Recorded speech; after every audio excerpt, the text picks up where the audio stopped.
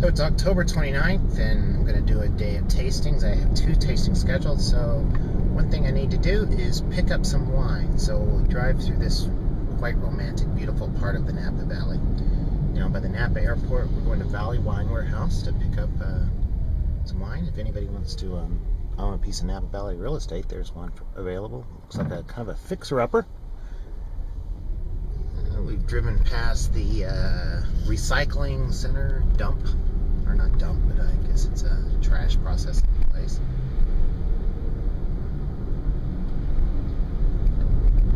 Valley Wine Warehouse is where we store our case goods, so bottled wines.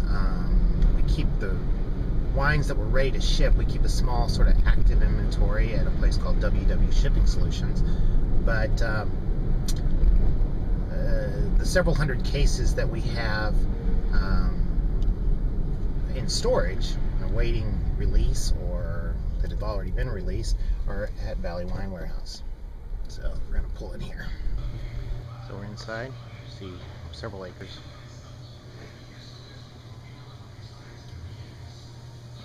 That's our wine right there, ready to be picked up.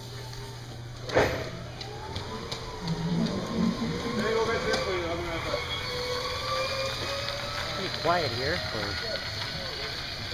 I guess it's a little before most truck drivers wake up, so you don't have any large shipments going out. It's mainly just small will calls, including ours.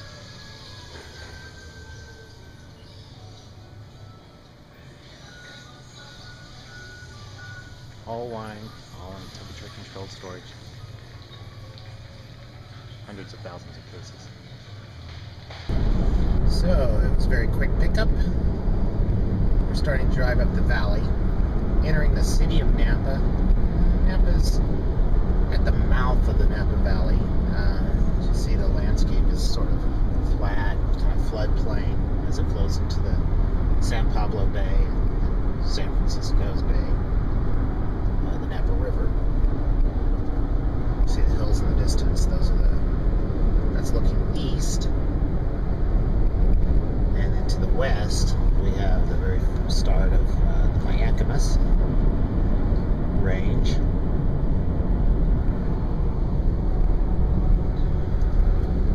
There's kind of 2 ways up the Napa Valley.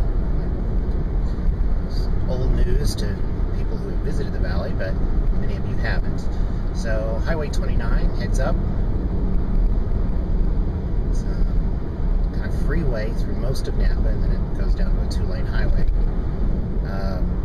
And then there's the Silverado Trail. Silverado Trail is longer, a little more windy, a little more scenic, kind of a good way to get out of, or to avoid traffic sometimes. So we'll often cut over to the Silverado Trail to go around the traffic jam, especially on the weekends. It can be a lot of traffic. So we'll pass through Napa, and then it'll start to get a little prettier. So we've passed through Yountville. You see the valley's getting narrower, prettier, but the rain has picked up.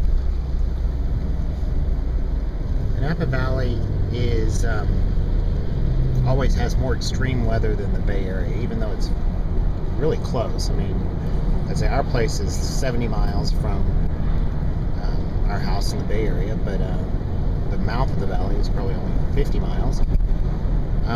So more extreme weather, more rain, hotter in the summer, colder in the winter. So we pass through Yountville. Over to our left is the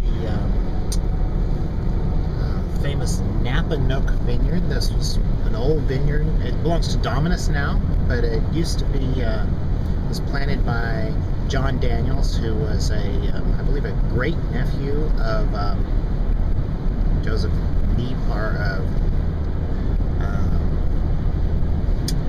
Neva, one of the early pioneers of the valley. And it's a different vineyard. I don't know if it'll show up, but there's see a lot of those red vines. Very photogenic. See a lot of pictures and things of vines like that in our photographs.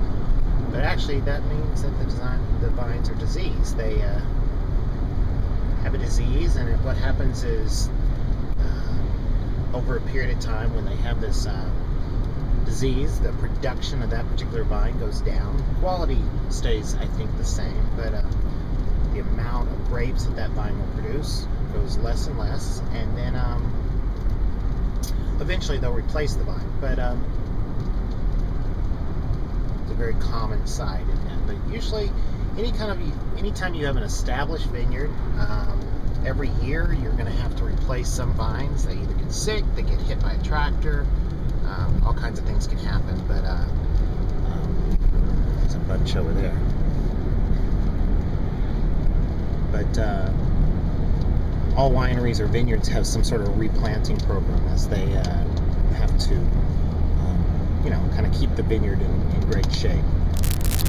Passing through Oakville, Opus 1 over there on the right. Coming up on Nickel and Nickel. On our left, we have Drive and Dine.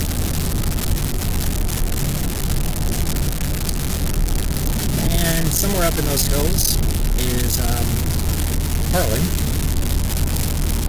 No way I'm going to find it on a moving car on a rainy road. I probably shouldn't even be filming. I'll tell you. So we're west of St. Helena, kind of the back way in. Up in the hills there is the Bacon Brook Vineyard. You can see just a little piece of it from some spots down in St. Helena. If you're ever in St. Helena on Friday morning, like I am, you go to the farmer's market, which is past. The rain's picking up. It's about 54 degrees here.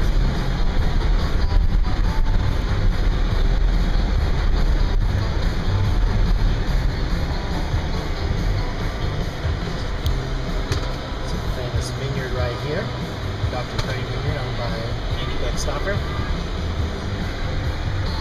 So all these vineyards are planted. The White Sulphur Creek comes out here, and all these vineyards are planted on the bench there.